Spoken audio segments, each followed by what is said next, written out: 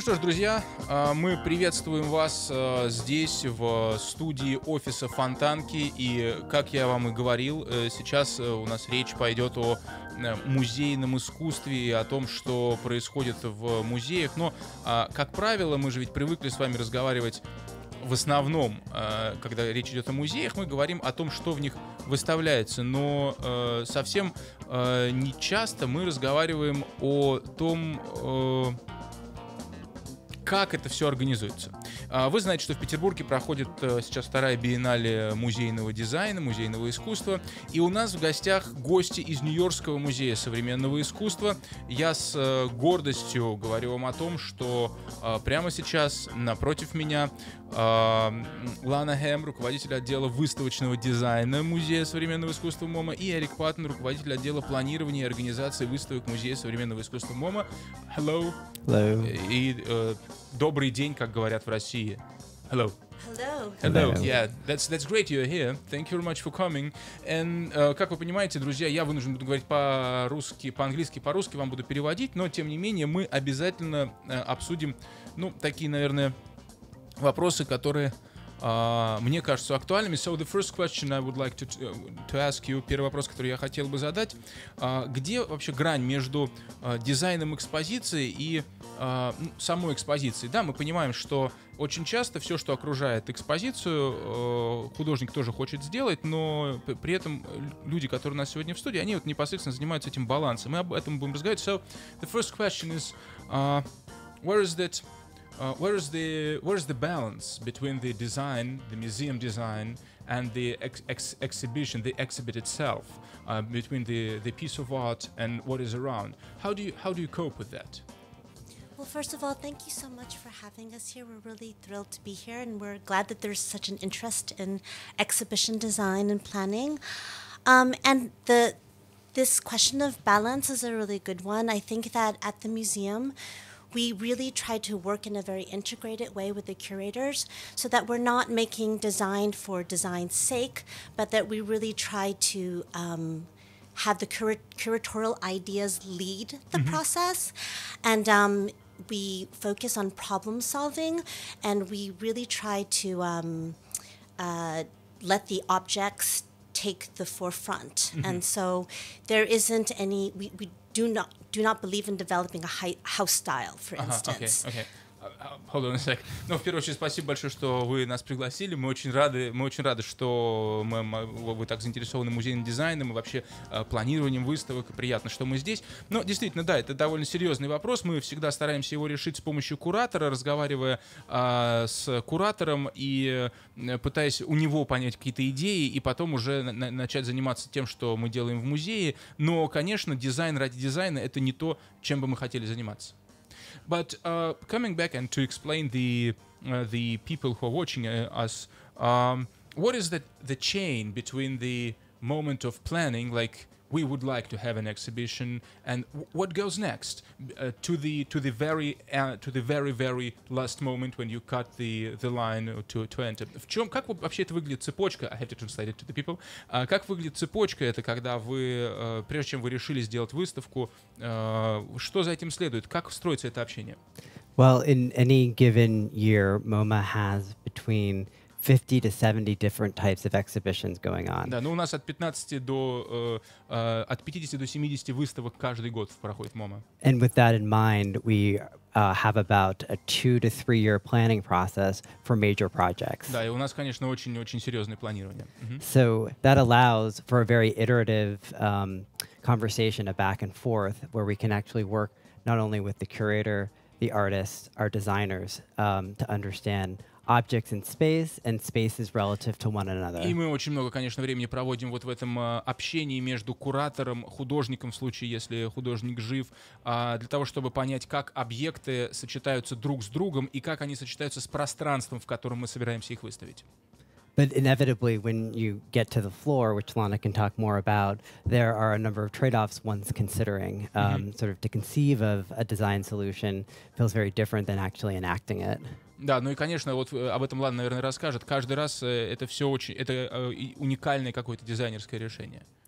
So We actually make a lot of discoveries. We work very quickly, and we have to remain flexible. We often find that in working with an artist and with curators, that we keep the design process going until installation. Да, и это, кстати, вот довольно интересный тезис. Мы, вы знаете, действительно очень много работаем с художниками и с кураторами, и мы очень мягкие, мы очень пластичные, и поэтому процесс дизайна идет до момента, до последнего момента, до последней секунды монтажа выставки. Мы все время что-то доделываем. And we keep the conversation with curator artists alive throughout the process until the day the show opens. Да, и мы в переговорах до последнего момента, до момента открытия выставки. Это очень важно. So, I know it's hard to count, but average time you spend in negotiations for the single exhibition, maybe in hours or in days. How would you say? Сколько времени вы вот в среднее время? How about years? Примерно примерно годы уходят на это. Really? I think all of these conversations are usually, conversation is a negotiation. Да, ну беседа это и есть переговоры. And in many cases, it's sort of just understanding where somebody's coming from in the decision and what's driving the decision, so you can figure out how to best problem solve. Да, и поэтому, конечно, любая беседа это уже переговоры и поиск решения. But I think constantly we're working with lenders, artists, curators, other thinkers, our visitor services, how we think about visitors in the space, to constantly understand some of the trade-offs we all need to make to sort of arrive at an appropriate design solution. Да, и, конечно, мы пытаемся еще учесть и то, что увидят зрители, которые придут к нам на выставку, как они отнесутся к этому дизайнерскому решению, как они отнесутся к этой выставке. Очень интересный, мне кажется, вопрос, знаете, какой? В музеях так часто бывает с современным искусством, и, наверное, наши гости смогут об этом рассказать, что если художник еще жив, то его представление о том, как должна выглядеть его выставка, в корне разнятся с возможностями музея концептуальными или техническими, потому что там стоит стена там, где она должна быть. И вот как это решается в Нью-Йорке? So, let's imagine that we have an artist who is alive, and he wants his exhibition to be completely different to what MoMA can afford. Not from the point of money, but from the point of concept, or even the structure of the hall, I don't know, the exhibition hall, because you have the wall or the column and you can't move it. So how do you manage with that? Well, we're fully committed to realizing the vision of the artist. And we do understand that poses challenges because we have the real conditions of our building and we have the real condition of the resources that we can dedicate to the exhibition. Конечно, мы принимаем все, что говорит художник, но действительно есть конкретные физические условия, в которых мы должны существовать. Это здание, и это то, что мы можем себе позволить. But we do try to find solutions, and I think, again, that involves the exchange, the continuous exchange between artists and the institution. For instance, you mentioned structural changes. Да, например, вот вы говорите структурные изменения. That artists sometimes request. We have worked with structural engineers and with building code experts to really make that happen. Really? Yes, we have. And I think you'll find that there's always a way that we can arrive at a solution that is acceptable, and it really helps to have an artist that is to make the artist feel as if they're part of that process. And I think if they feel involved, then they are part of finding the solution, and they can make compromises if necessary. Да, вот, кстати, довольно интересная история. Мы встаем на сторону художника, и у нас действительно были случаи, когда мы разговаривали с инженерами и каким-то образом меняли здание, меняли конструкцию здания для того, чтобы помочь художнику. Но художник должен чувствовать, что он вовлечен в процесс, и мы делаем это вместе с ним. А когда человек вовлечен в процесс, он уже идет на компромисс, и тогда сложностей гораздо меньше. So it depends on the size of the artist then. Well, no, I think we commit the same effort to all of our artists. Нет, And I нет, can мы say that одинаково. with assurance. Well, I had to make a tricky question. Yes, of course. You gave me that chance with answer. Да, я, конечно, раз спросил. То есть, получается, все зависит от масштаба художника. То есть, кому-то мы перестраиваем стены, а кому-то нет. Нет, Лана говорит, нет, все не так. На самом деле, мы ко всем относимся абсолютно одинаково. И, честно говоря, не сильно делаем для кого-то исключения. But are there any rules that you can decline? Or let's say different. Are there any rules in the museum that you usually go with, that you never cross? Absolutely. I mean, we are committed to accessibility, for instance. So the American Disability Act has certain guidelines that we must follow. But again, I feel as if you work with the artists and to help the artists understand that we're really trying to reach a broad audience and that we want to make all our visitors feel welcome. The artist is willing to figure out what those solutions can be. Да, ну да, конечно, у нас очень строгие правила относительно доступа инвалидов на экспозицию, и поэтому людей с ограниченными возможностями, простите, так правильно говорить, и поэтому мы, конечно, следуем за этим, и потом мы всегда стараемся убедить художника, что вот эти правила, которые есть, они, мы делаем это не только для, условно, там, нью-йоркской аудитории или американской аудитории, мы делаем это для всего мира, и все посетители должны в конечном итоге чувствовать себя комфортно. Coming back to the planning, I think 2 years, 3 years, 5 years in future. What is the plan? Насколько далеко планируется выставка в МоМА? Well, MoMA is embarking upon a major expansion westward. We're growing the museum by about 40%. So that we can showcase more of our collection. We have about 200,000 objects in our collection. In a given year, we only show about 2,000 to 3,000 of those. Да, мы показываем около у нас есть постоянная экспозиция, это почти 2-3 тысячи экспонатов, и это 40% занимает наше пространство. In addition to that, we are going to continue to focus on major loan exhibitions, some of the major shows that you've seen that Lana's worked on too, like Picasso sculpture. Shows like that will come back. In addition, we also will have a robust performance and film program. Да, у нас есть, конечно, кинопоказ, есть какие-то вещи, которые вернутся. Вот Пикассо, вы, наверное, слышали, Лана будет работать над этим. И Рубен? Performance. Да, окей. Yeah. Да, и будет возвращаться какие-то еще перформансы. So, from the moment of planning, if I'm an artist and I would like to have an exhibition in MoMA, when I can dream in what year you have an empty 2 weeks for my art? Well, we keep the schedule. While it's fixed for major exhibitions, we also keep it open so that we can be responsive to the contemporary environment. MoMA's mission is really thinking about being the museum of modern and contemporary art for everybody, and being sort of the contemporary side of that means having the ability to respond. Да. So in 3 months, illustratively, we could have space for an emerging artist, per se. Really? 3 months? That's good. That's great. Ну, действительно, у нас, мы, конечно, музей современного искусства, и как музей современного искусства мы должны иметь возможность отвечать на запросы, которые происходят сейчас вокруг, и поэтому, в принципе, если вы художник, который... Это был мой вопрос, сколько мне нужно времени ждать, и через сколько будет время. В принципе, мы можем найти вам место в течение 3 месяцев. То есть, so if we like start negotiating in October, in late January, we can have an exhibition.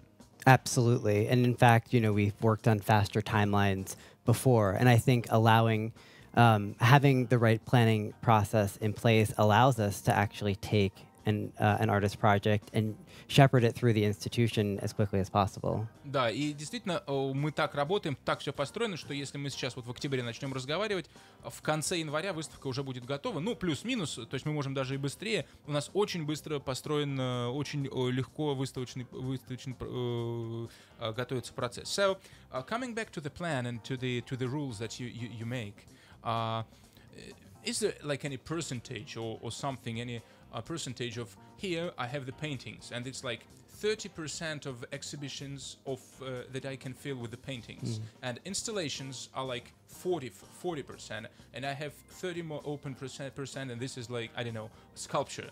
So, do you have any conception of that concept of that kind? Есть ли какой-то процент искусства, когда вы планируете экспозицию? Ну, например, 30% это обязательно живопись, там 40% инсталляций, 30 оставшихся процентов это скульптура или там монументальное искусство. Как это происходит? At any given time, we can have between 20 and 30 projects, if not more, on at the same time at MoMA. Да, у нас в МоМА может быть от 20 до 30 проектов идти одновременно. With this in mind, in planning for that, we really do take in mind the medium an artist is working in, the age in which they were working, whether or not it's early modern, mid-modern, contemporary, the gender of the artist, where the artist calls from, their historical background. There's many different considerations in building a program, and in order to sort of speak to a vast and wide audience, we try to sort of be mindful of a varied mix so that you come to MoMA for one thing because you know it, but you're surprised by something else. Ага, ну да, наша концепция очень простая. Мы, конечно, изучаем полностью художников, и мы говорим, естественно, о времени, в котором они начинали работать. Да, это современное искусство или немного раньше, и их пол, то в каком жанре они работают, и то откуда они сами, и историю их работ и так далее, их биографию. Но смысл очень простой. Вы приходите в МоМА за одним, а удивляетесь еще чем-то другим. И вот это основная концепция, по которой мы действуем. То есть получается, что не может быть условно двух более-менее одинаковых выставок. So that means that the only thing you try to avoid is more or less two similar exhibitions, two similar projects at one time, yes? Unless they're in an interesting conversation with one another. Unless pairing them together actually brings something else new to the conversation. There's a third dimension to sort of them sitting next to each other. You just make the collaboration. You can make the collaboration. There's a lot of thought that goes into many months, if not years, in thinking about the right mix that is on. Да, но на самом деле, если так происходит, то мы просто пытаемся их вместе составить и сделать так, чтобы, ну, или коллаборация какая-то, чтобы была, да, или чтобы одно перетекало в другое, таким образом, чтобы у зрителя не возникало особенных проблем в восприятии, наоборот, это было все вместе. So, мне хочется все время спросить про вот эти, знаете, приложения и про все, что связано с медиа, как бы с приложениями для телефонов, которые там позволяют типа экспозиции музея и так далее. Как-то влияет ли это на посещаемость музея? I think you had that question before because I had sent it to you about the apps to the phones and all the media that goes in addition to the museum. Sometimes you can walk with the media by the permanent exposition of the museum, work with your phone at home. Does it influence somehow on people coming? Do you make survey of that kind? Actually, I think having an exhibition presence online has really helped to broaden the audience. It's had a very positive impact on visitorship. And I feel that it's given, it generates excitement for you to be able to see things online. And we've also had the opportunity to present some behind the scenes videos that also generate a lot of excitement. So for instance, if you can see an artwork coming into the building, or if it looks, you can see the excitement of it getting installed, it really does drive some interest in coming to see the museum. Вы знаете, да, это на самом деле влияет очень сильно, потому что очень многие люди, посмотрев на что-то, на какие-то сцены, как, например, экспонат привезли в музей, повесили его на стену, или на что-то, что остается обычно за кадром, что невозможно увидеть на экспозиции, они очень рады и приходят посмотреть, им это вызывает интерес, и таким образом, видимо, это вызывает количество посетителей. So it increases the amount of people coming. Up to you. I believe it does. Да, мне кажется, да, это увеличивает количество людей, которые приходят. But you know, there is on the other hand, if you see everything on your phone, maybe you shouldn't go. I never see that is the case. I think if you see something on your phone, you're tempted to find out more about it. So it really expands the reach of an exhibition to see it online. Мне кажется, все наоборот. Вы знаете, совсем не так. Если вы что-то увидели на экране своего телефона, у вас еще больше это вас искушает пойти и посмотреть, увидеть это своими глазами, чем наоборот. Eric, do you think the same? I do. I think that, there's a very different experience being in the space, taking in consideration a 360 sort of phenomenological experience of space, sort of the body in space relative to the objects and the design, and how one painting relates to a sculpture, relates to a photograph, sort of the consideration of the thesis of an exhibition. You get that when you're there in person. You may miss it when you're just looking at a flat screen of it. Да, и нет, конечно, абсолютно точно это привлекает, потому что это абсолютно разные ощущения, если вы видите это на плоском экране или находитесь в 3D, в этом объемном пространстве, и 360 градусов вы можете посмотреть на то, как скульптура или как объект меняется на фото и как он выглядит в реальности. Наоборот, это гораздо сильнее и гораздо интереснее. But you personally yourself, do you like visit other museums online? А вы сами онлайн бываете в других музеях? I do, and I find myself watching live streaming of some performances, mostly when you can't get in, when things are oversubscribed, and the only way to interface with something that's being presented is actually through a video, or in some cases, the before or after of like a performance or an installation, and seeing some of the behind the scenes you can't see in person. So there are ways in which I think about sort of the digital experience to sort of augment the physical one. Да, и я, конечно, тоже так делаю. И действительно, я так смотрю. Часто бывает, что просто нет возможности попасть, потому что все уже забронировано, нет мест. И я смотрю онлайн за тем, что происходит, и смотрю, как это было. Ну, в общем, это возможность, на самом деле, глубже попасть в экспозицию и гораздо более серьезно ее изучить, чем если вы просто приходите. So the last question for today, because I know that I promised you to be free at 3:30, and we have 2 more minutes. So what about the new technologies? Of course you use them. I mean, it's not the question, do you use them, but how do they change the design of the museum, and do they really make life easier? Absolutely. I think it's it enabled us to put more information out there. For instance, you mentioned the app that you can walk around in the museum. It allows you to connect into other sites and other information about the exhibition that you are in. So I do believe it enhances the experience of the exhibition. Да, конечно, новые технологии позволяют нам по-другому делать, например, связь, вот то, о чем вы говорите, приложение позволяет нам сразу дать адреса веб-сайтов других и расширить информационное поле конкретной выставки. But well, in case you can show something with the projector, with the projection, you like lose some kind of work of a designer, because you can just make it in the computer. Like 10 years ago, you would build something. But right now you don't need to. You just make the projection and make a mapping on the wall. And on one hand, it makes the design easier, like the installation process, because you just made it in the computer, and you make the projection on the wall. But on the other hand, you lose this, like the handicraft, let's say, something that was done by hand. No? So I think that's an interesting question about process. Да, это интересный вопрос. I do believe that the digital tools that we use to model out an exhibition are very helpful, but I do feel as if it keeps the designers keep close to their craft if they keep making things by hand. For instance, we still use physical models to investigate the exhibition, and that's probably our main tool still, is the physical model. Да, но вы знаете, на самом деле мы по-прежнему используем физические модели, и по-прежнему вы правы в том, что когда вы используете, например, проекцию, то очень многое теряется, то есть это действительно проще, но теряется ручной труд дизайнера. И мы по-прежнему очень много используем именно физических объектов, физических моделей для того, чтобы обустроить дизайн выставки.